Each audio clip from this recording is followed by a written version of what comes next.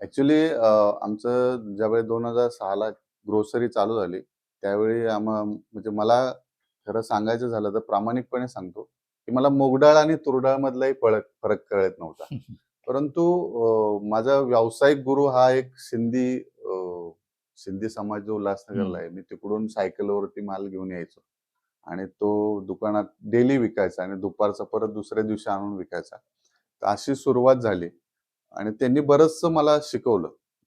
आणि 2006 ची सुरुवात हळू-हळू व्यवसाय वाढत गेला. तो व्यवसाय वाढत असताना नंतर आम्ही 4 ते 5 वर्षानंतर तो होलसेलचा व्यवसाय केला.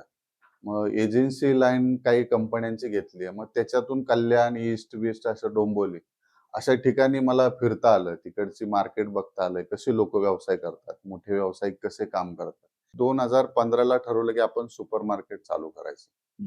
आम्ही दुसऱ्या एरियामध्ये एका तसा स्पॉट शोधला आणि दुसऱ्या एरियामध्ये आमचं कल्याणमध्ये योगीधाममध्ये आमचं पहिलं स्टोअर मायमार्टचं चालू झालं.